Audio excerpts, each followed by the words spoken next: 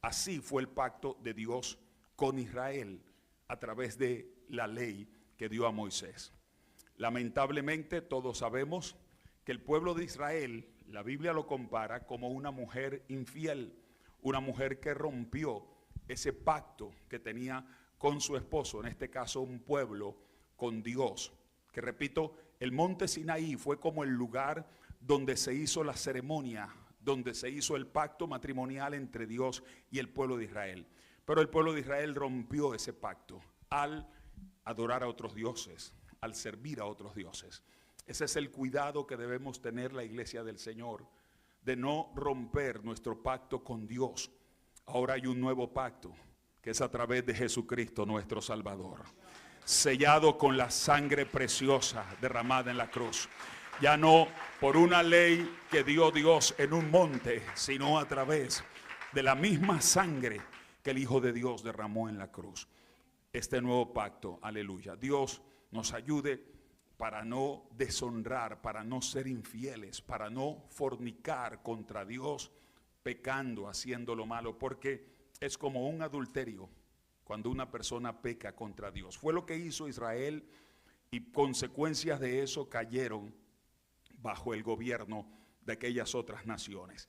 Entonces tenemos que se da la orden, el emperador persa permite que Israel regrese y comienzan esas 70 semanas que le dijo Dios a Daniel.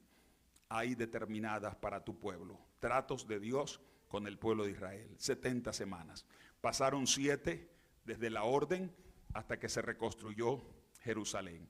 Y luego pasaron 62, que son 434 años, desde que Jerusalén fue restaurada hasta que se quita la vida al Mesías. Cuando el pueblo de Israel mata a Cristo Jesús, es como que se rompe otra vez esa relación de Dios con ellos.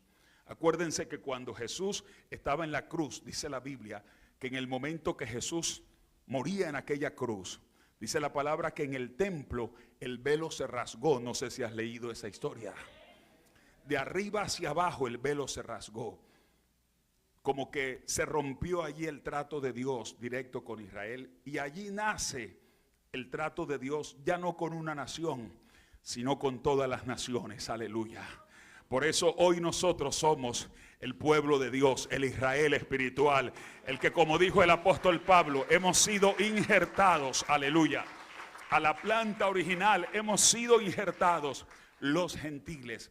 Por eso la Biblia habla de un tiempo de los gentiles. Los que han leído la palabra de Dios saben que hay escritos proféticos que hablan de la plenitud de los gentiles y del tiempo de los gentiles, porque el trato de Dios ahora no está siendo solo con un pueblo llamado Israel, sino con el mundo entero, con todos los gentiles. Bendito sea Dios. Pero falta una semana.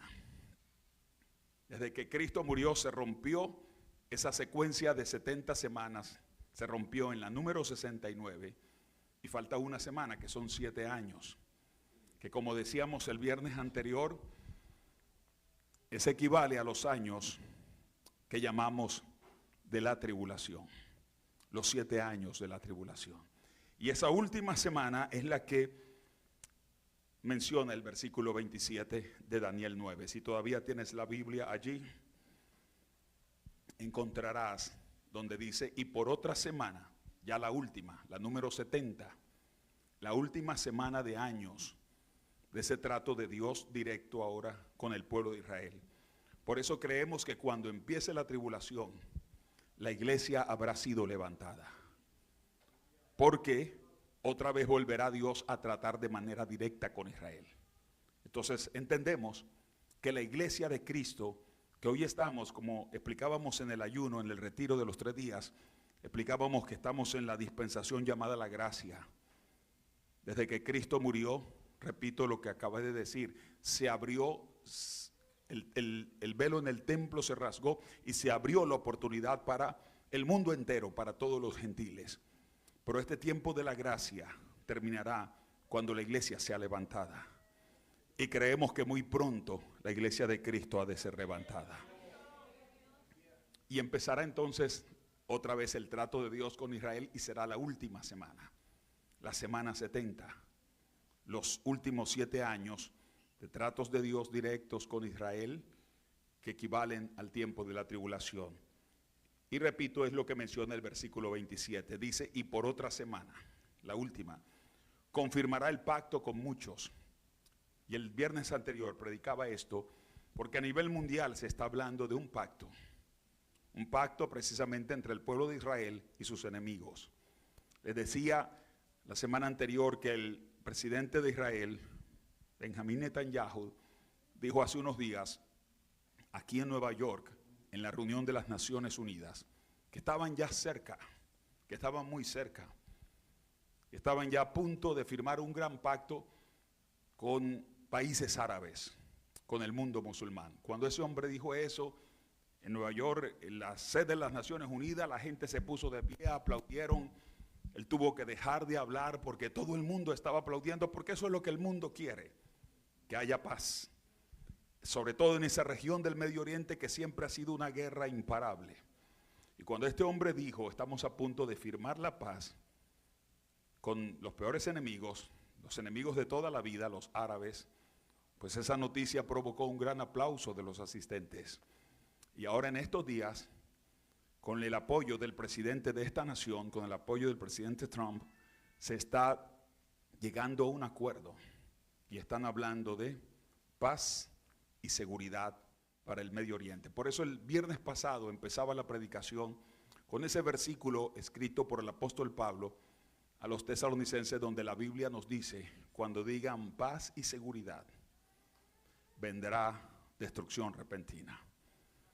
Por eso, aunque deseamos la paz, porque todo cristiano debe ser un pacificador. Jesús dijo, bienaventurados los pacificadores, porque de ellos estará allá arriba el reino de Dios, aleluya. Hay que ser un pacificador y queremos la paz. Pero no podemos desconocer que la Biblia dice que cuando el hombre haga acuerdos de paz, de repente vendrá destrucción repentina. Así ha pasado con los acuerdos anteriores que han hecho en el Medio Oriente. Ahora, esto me suena mucho lo que está sucediendo a lo que dice ese versículo 27 para la última semana. Confirmará el pacto con muchos. Creo que muchas naciones árabes se van a reunir.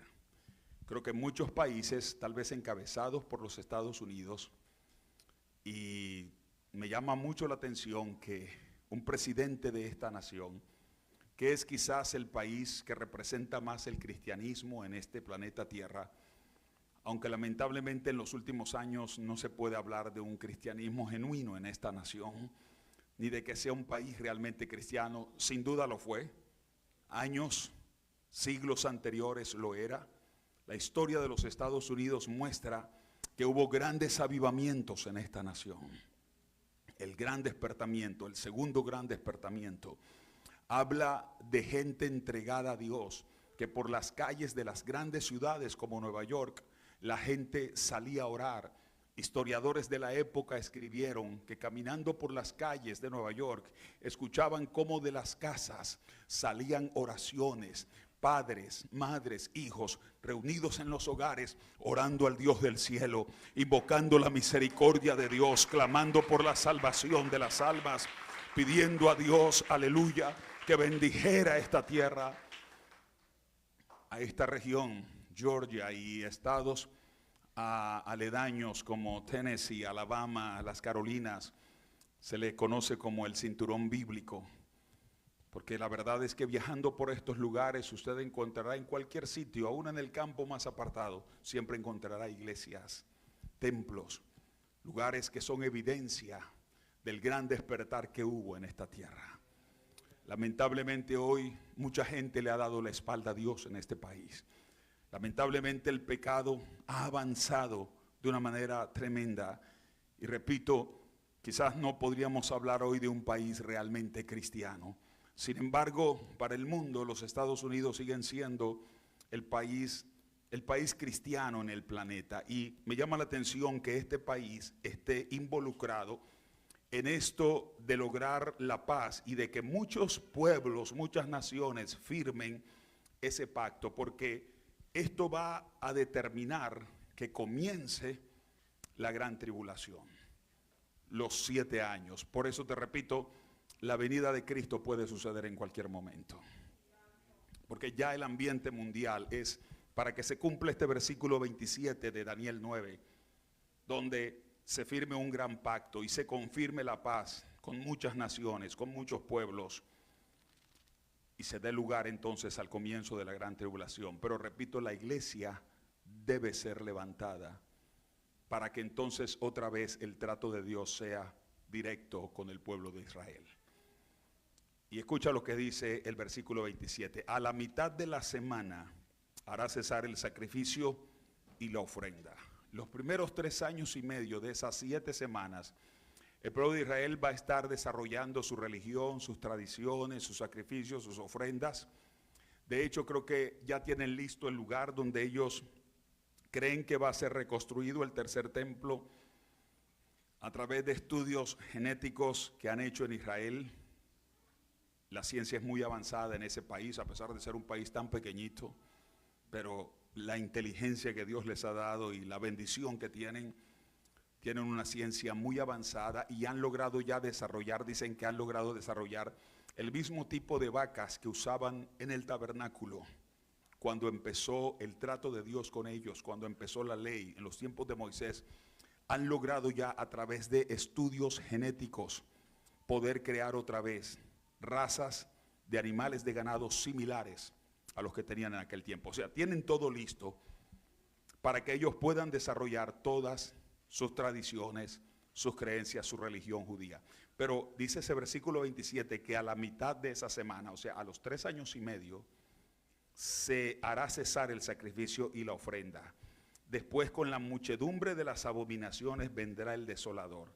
Ese desolador, decíamos el viernes anterior, creemos que se refiere a un personaje llamado el Anticristo. Un personaje impulsado por el mismo diablo para gobernar en este planeta Tierra, que al principio va a traer paz, esa paz de la que habló el apóstol Pablo, va a traer seguridad, va a traer solución a grandes problemas, va a ser alguien muy, muy, muy inteligente, va a ser una persona demasiado preparada y capacitada para gobernar en el mundo. De ese personaje nos habla la Biblia. Quiero que vayamos al libro de Apocalipsis capítulo 13, porque allí se presenta como una de 2 bestias, el anticristo. La otra bestia es un personaje conocido como el falso profeta. Apocalipsis capítulo 13. Dice el apóstol Juan, que escribió el Apocalipsis: me paré sobre la arena del mar y vi subir del mar. Ya sabemos, trato de ser equilibrado, como decía el viernes pasado, porque sé que hay personas que quizás no tienen ningún conocimiento bíblico y trato de ser lo más explicativo posible para que puedan comprender. Cuando la Biblia habla de muchas aguas o del mar, como dice aquí, proféticamente se refiere a multitud de naciones, de pueblos. De allí surge este personaje conocido como la bestia. Y es llamativo, porque esto es como Dios lo ve. ¿Por qué sé esto? Porque en el libro de Daniel encontramos cuando Dios le mostró a Daniel también los imperios que habían de venir. Dios se los muestra al rey Nabucodonosor de una forma, Dios se los muestra al profeta Daniel de otra. Los que han leído el libro de Daniel saben que Nabucodonosor tuvo un sueño, y en el sueño que vio una gran imagen, vio un gran personaje con cabeza de oro, con pecho de plata, con brazos y muslos de bronce, con piernas, pies de hierro y ya los pies mezclados entre hierro y barro. Pero Nabucodonosor vio una estatua impresionante, de metal, brillante. Así es como los seres humanos vemos los gobiernos. Los seres humanos vemos a un gobernante, ¡guau!, el gobernador del país. Vemos los reyes de las monarquías europeas, la gente tiene que tener cierta compostura especial ante los reyes de las monarquías en Europa. No pueden comportarse, nadie puede llegar saludándolo: hola rey, ¿cómo estás? ¿Qué más? ¿Qué hay de nuevo? No, hermano, te meten preso en una situación de esas. Hay que tener un porte, hay que tener una actitud, hay que tener unas palabras, porque son reyes en esta tierra. Entonces los hombres, vemos los gobiernos y los reyes como algo impresionante, como Dios se lo mostró a Nabucodonosor. Y le mostró su reino, el de Babilonia, le mostró el que venía después de él, el persa, el que seguía después, el imperio griego, y el que seguía después, que fue el imperio romano. Nabucodonosor los vio como un personaje poderoso, imponente, de oro, plata, de metales poderosos. ¿Cómo los vio Daniel? ¿Cómo se los muestra Dios a Daniel? Como bestias, hermano. Bestias que salían del mar. Lo que el hombre a veces dice, wow, qué impresionante, Dios lo puede ver como algo desastroso y horrible. Por eso no sigas los hombres, ni pongas tu mirada en los hombres. Hoy en día, con este asunto de las redes sociales, hay sobre todo mucha juventud que admira a aquel que tiene millones de seguidores. Los llamamos influencers porque cómo influencian tanta gente y cómo tienen tantos seguidores. Y si el influencer se pinta medio pelo de rojo, el montón de muchachos con medio pelo rojo aquí, hermano. Y si el influencer dice que hay que hacer un reto y hay que subirse al tren de Nueva York mientras va andando, como si fuera un surfing, y monta los videos, ahí están el montón de muchachos queriendo hacer eso. Mentes manipuladas por estos personajes, porque hay una tendencia en el ser humano a endiosar a los otros seres humanos, a engrandecer a los seres humanos que sobresalen, a ser como el otro ser humano que tiene esto y tiene aquello. Pero yo te digo esta noche, yo creo y le pido a Dios que en este lugar se levanten niños, adolescentes y jóvenes, que sea Jesucristo el Señor de sus vidas y el influencer máximo de sus vidas, aleluya, que pongan su mirada en Jesús de Nazaret, que pongan su confianza en Cristo Jesús, que quieran vivir como vivió Jesús y ser como es Cristo Jesús, aleluya. Porque para los hombres es grandioso, oh wow, el rey, pero fíjate cómo Dios miraba a los gobiernos, como bestias que subían del mar. Y así los vio Daniel, uno como un león, otro como un oso que se alzaba más de un lado que del otro, otro como un leopardo que tenía 4 alas, imagínense un leopardo con alas, cosas monstruosas. Así vio Daniel los gobiernos que eran los mismos que vio Nabucodonosor, el gobierno, el imperio de Babilonia, el imperio persa, el imperio griego, el imperio romano, pero Dios se los muestra a Daniel como Dios los ve, bestias. Mientras que para nosotros los seres humanos, wow, qué grandioso es el gobierno. No sabemos muchas veces cuántos de esos imperios cometieron cuántos crímenes, iniquidades y maldad. Las personas solo ven el oro, la riqueza, los lujos, la plata, los palacios impresionantes.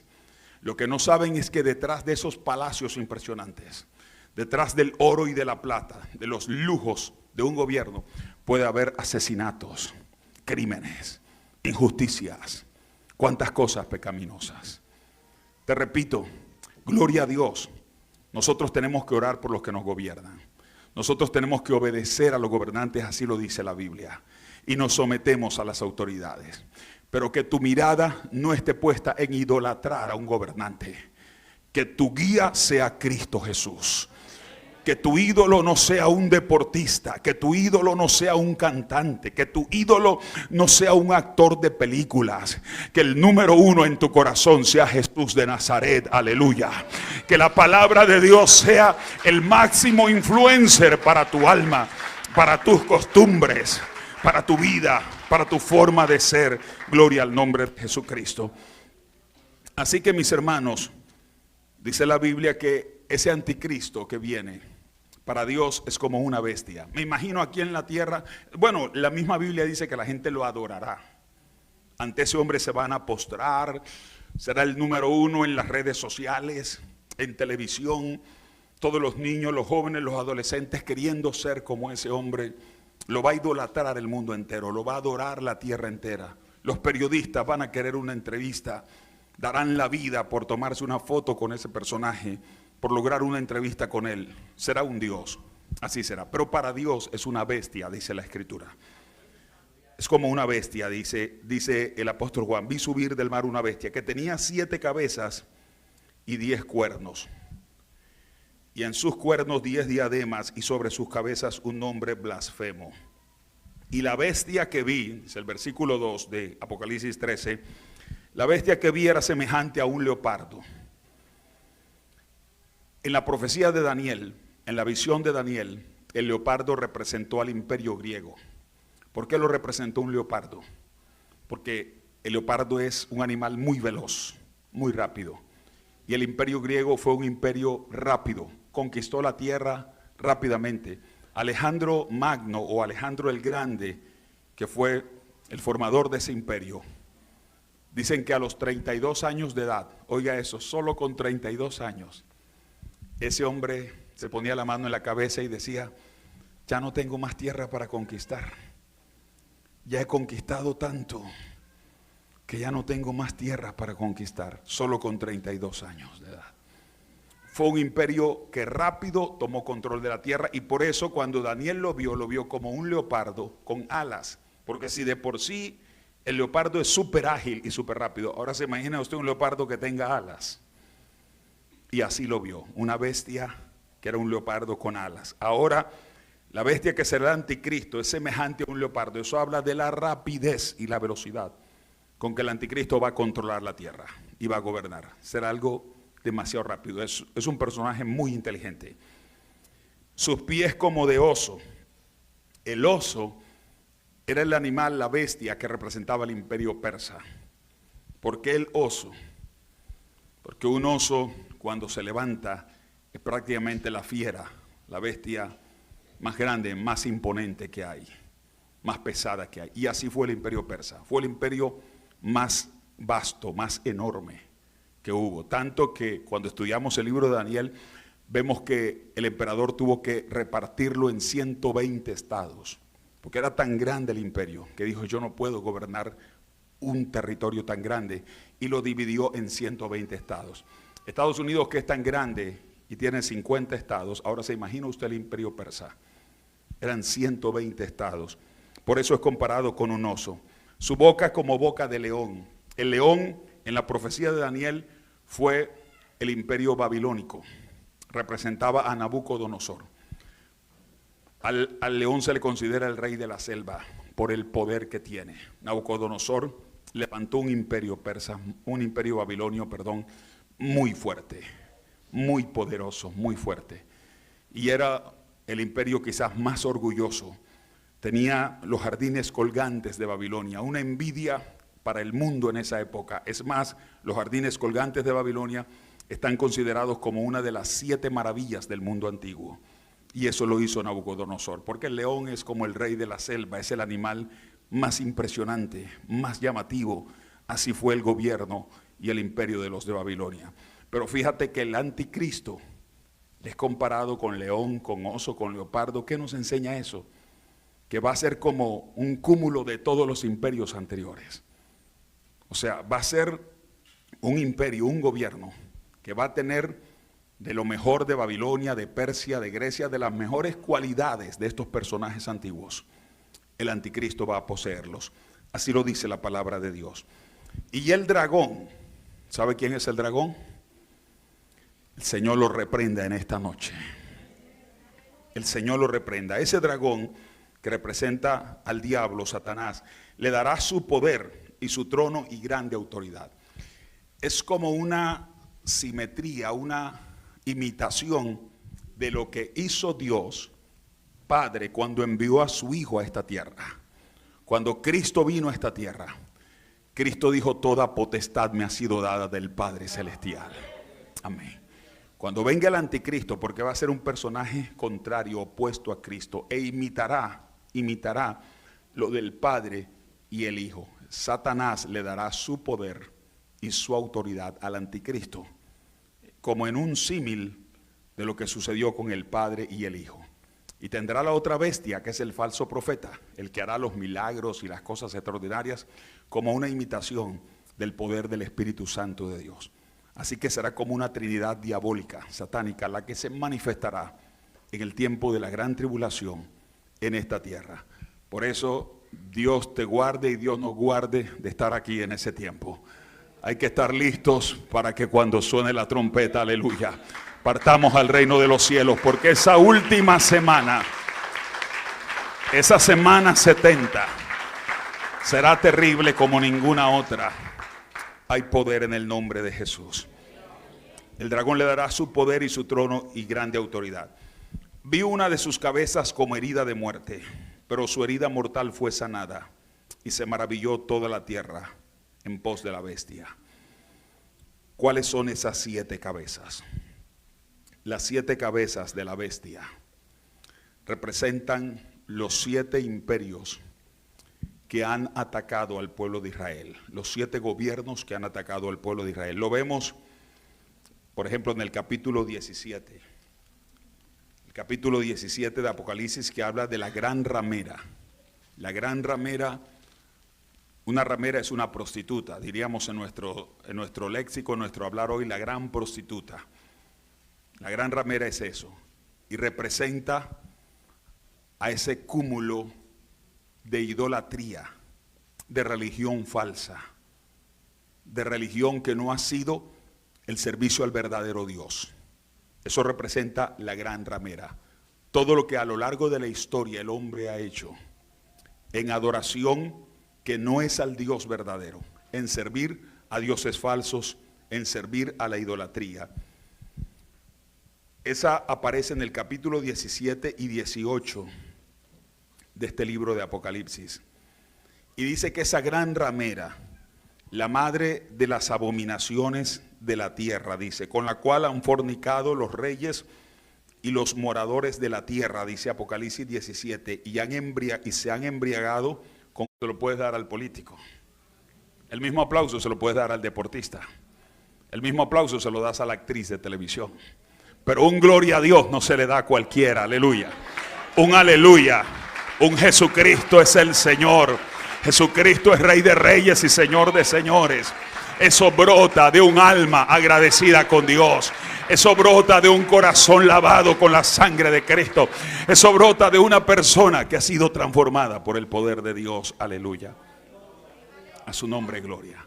En Babel empezó la adoración a personajes que no eran Dios. Por eso a esa mujer ramera, la gran ramera, se le llama Babilonia la grande, la madre de las rameras y de las abominaciones de la tierra. Vi a la mujer ebria de la sangre de los santos. ¿Cuántos cristianos han sido muertos por las religiones? La llamada Santa Inquisición en el siglo XV-XVI mató tantos cristianos. Yo prediqué y fui pastor en una ciudad de Colombia llamada Cartagena. En esa ciudad todavía hoy existen los lugares y son sitios turísticos. La gente paga y va y le muestran los sitios donde oficiaba la llamada Santa Inquisición. En nombre de Dios, los religiosos mataron cristianos. Y hoy todavía se persiguen cristianos. En el mundo musulmán se persigue y se mata a los cristianos en nombre de Dios y en nombre de una religión. Por eso un día Dios va a cobrar todo eso. Porque dice que esa mujer, ese cúmulo de religiones falsas en el mundo entero, representadas por la gran ramera, se han embriagado con la sangre de santos que han servido a Dios. Se han embriagado con la sangre de mujeres y hombres que han dado su vida sirviendo al Rey de Reyes y Señor de Señores. Y se sigue describiendo este personaje, pero en el versículo 9, el apóstol Juan explica el significado. Dice el verso 9, esto para la mente que tenga sabiduría. Las 7 cabezas son 7 montes sobre los cuales se sienta la mujer. Permítame decirle algo. Físicamente esa mujer, humanamente,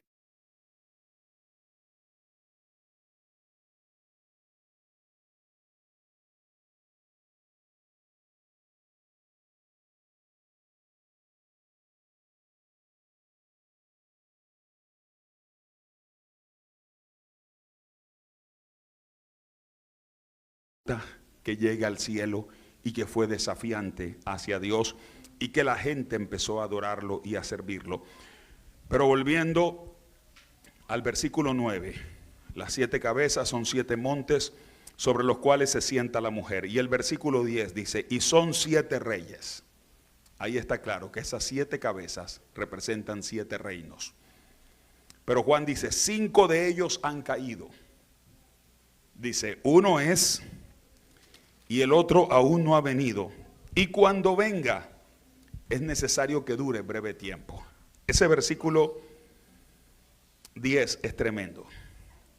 Las 7 cabezas, lo mismo que vio Daniel muchos años antes, 700, 800 años antes de que Juan escribiera esto, Daniel vio lo mismo. Y es lo mismo que leímos en el capítulo 13, la bestia de 7 cabezas, lo mismo que vemos en el capítulo 17, esta bestia de 7 cabezas. Las 7 cabezas son 7 reyes, reyes que han perseguido al pueblo de Israel.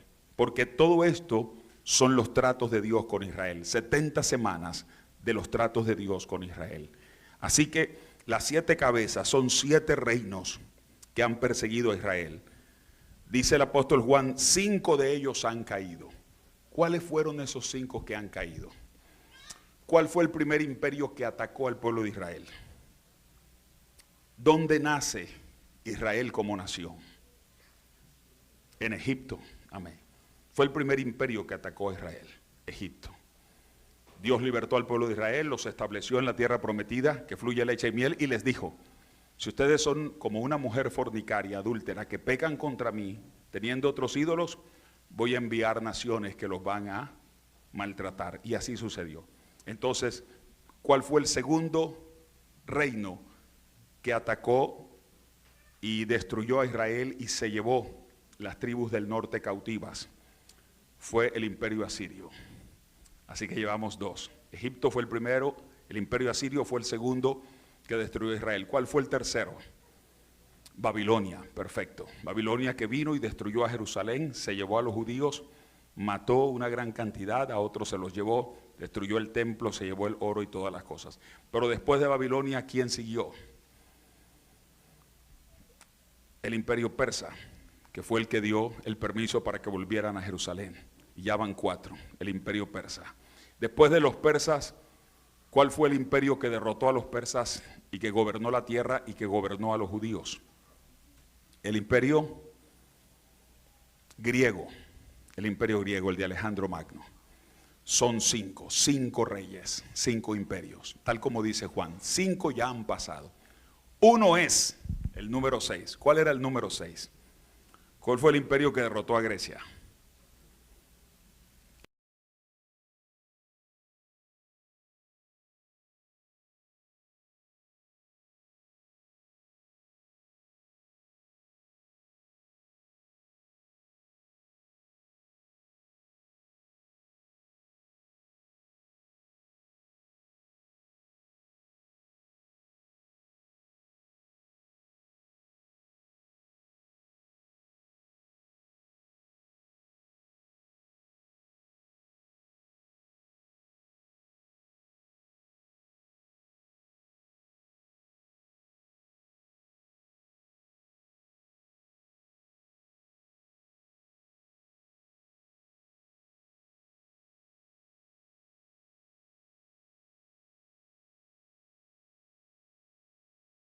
Entonces, como el trato de Dios en las 70 semanas es con el pueblo judío, yo creo que ese número 6, el número 7, el que dice Juan todavía no ha venido, pero yo creo que para este tiempo ya vino, y fue el de Adolf Hitler, y fue breve tiempo, y mató muchos millones de judíos. Ese sería el número 7. Y la bestia que era y no es también el octavo, el del anticristo ya será el número 8. La bestia que era y no es también el octavo y es de entre los 7 y va a la perdición. Para mí eso está describiendo al anticristo, que es el que va a ir directo al lago de fuego. Lo vamos a ver después, tal vez no alcanzo esta noche a mirar eso, pero el próximo viernes, si Dios lo permite. Se cumple lo que dice aquí.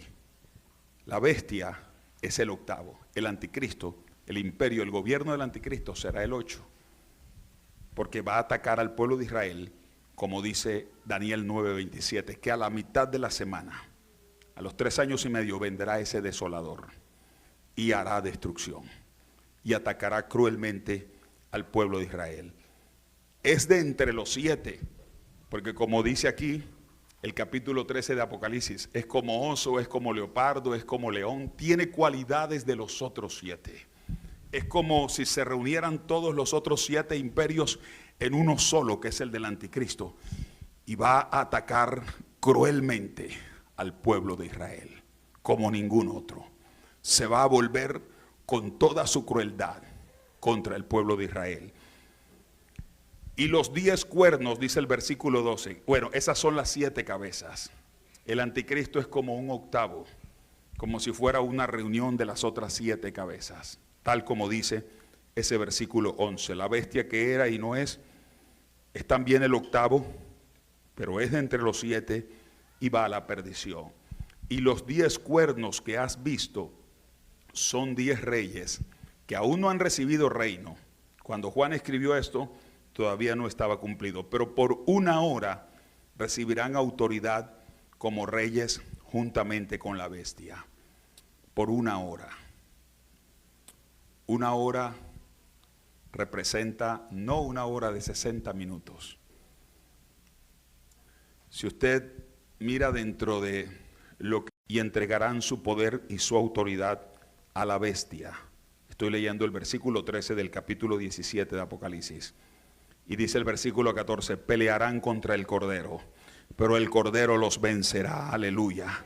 Porque Él es Señor de señores y Rey de reyes. Y los que están con Él son llamados y elegidos y fieles a su nombre sea la gloria. Esto está relacionado con lo que nos mostrará más adelante el capítulo 19 de Apocalipsis. Como al final del gobierno del anticristo será derrotado el anticristo, con esos otros 10 reyes, 10 gobernantes, que unidos al anticristo estarán gobernando en esta tierra, en esa última semana de tratos de Dios con Israel. Pero que la iglesia ya no estará aquí, y que para ser salvos en ese tiempo serán siendo decapitados, porque serán perseguidos los que no se dejen marcar con la marca de la bestia. Serán perseguidos, dice la Biblia, como enseña el capítulo 13 de Apocalipsis. Bendito el nombre del Señor. Pero Dios nos ayude a ser fieles al Rey de Reyes y Señor de Señores. Dios nos ayude a ser fieles al que nos amó y nos lavó de nuestros pecados con su sangre. Dios nos ayude a ser fieles a aquel que derramó dio su sangre, dio su vida por ti y por mí. Bendito el nombre del Señor. Si Dios nos permite, amados hermanos, el próximo viernes continuaremos algo más de esta parte. Pero abre tus ojos espirituales. Las cosas que están sucediendo en este mundo nos muestran el cumplimiento claro de la palabra de Dios. El cumplimiento claro de la profecía bíblica. Estamos viviendo días proféticos y es necesario estar agarrados de nuestro Dios. Más que en cualquier otro tiempo. Dios nos ayude. Si en alguna época necesitábamos de Dios, es ahora, amados hermanos. Por eso si en alguna época necesitamos buscar a Dios, es ahora. Hoy más que ayer busca la presencia de Dios. Hoy más que ayer llénate de Dios. Hoy más que ayer ama a Jesucristo con todas tus fuerzas, con toda tu vida, con todo tu corazón. Hoy más que ayer sírvele a Dios. Si antes le serviste, hoy sírvele más. Aleluya. Porque su venida está muy, pero muy cerca. Pongámonos de pie, mis amados hermanos. Bendito el nombre de Cristo Jesús. Aleluya. Oh, gloria a Dios para siempre. Oh, gloria a Dios para siempre. Cierra tus ojos allí donde estás. Oremos por un momento. Bendito sea nuestro Dios. Pidámosle al Señor que su gracia esté con nuestras vidas. Que su gracia nos ayude en este tiempo en que estamos, en estos días finales, en estos tiempos proféticos que vivimos. Que la gracia de Dios nos ayude.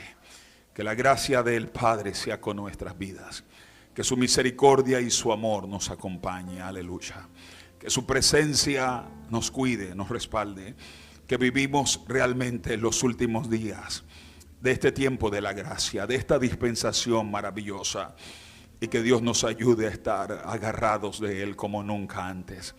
Sabemos que no es fácil, pero tampoco es imposible, porque Cristo pagó por ti y por mí el precio que tú y yo teníamos que pagar, y nos ha dado su Espíritu Santo. Él nos dijo que era necesario que se fuera para enviar su Espíritu Santo. Hoy tenemos el Espíritu de Dios para ayudarnos. De verdad nosotros solos no podríamos, pero tenemos al Espíritu Santo de Dios que nos ayuda para avanzar, para seguir adelante, para ser valientes, para no desmayar. Es verdad que tenemos una lucha todos los días, una batalla que no es contra carne ni sangre, sino contra principados, contra potestades, contra huestes de las tinieblas. Tenemos una batalla cada día. Dios nos ayude a amarlo con todas nuestras fuerzas, a dejar al mundo para servir a Cristo Jesús, a decirle no al pecado y a la tentación, para decirle sí a la cruz, para decirle sí al Redentor, para decirle sí a aquel que dio su vida por nosotros, aleluya, que se entregó en esa cruz por salvarte a ti, por salvarme a mí. A Él sea la gloria, y en Él tiene que estar puesta nuestra mirada. No podemos fornicar con el pecado, no podemos adulterar con el mundo, no podemos dejarnos llevar ni ser arrastrados por las tentaciones asquerosas que este mundo nos ofrece, por los caminos de pecado que este mundo presenta frente a tu vida. Dios nos ayude a ser fieles como Daniel, como los amigos de Daniel. Preferir el horno antes que adorar la imagen, aleluya. Dios nos ayude a ser fieles. Preferir el foso de los leones antes que fallarle a Dios. Dios nos ayude a ser fieles, aleluya. Como lo fue el apóstol Juan en la isla de Patmos, desterrado, atacado, torturado, pero prefirió ser fiel antes que fallar. Dios nos ayude, porque estamos ya al final, al filo de la navaja, en el tiempo extremo. Estamos viviendo ya los días finales de esta dispensación. Dios nos ayude a ser fieles. Con gran furia ha descendido el enemigo, pero tenemos con gran poder al Espíritu Santo de Dios, que nos da fuerzas para vencer, rechazar la tentación, para decirle no al pecado, para tener el gozo, la alegría, la satisfacción, aleluya, de decirle no al pecado y de decirle sí a Jesucristo.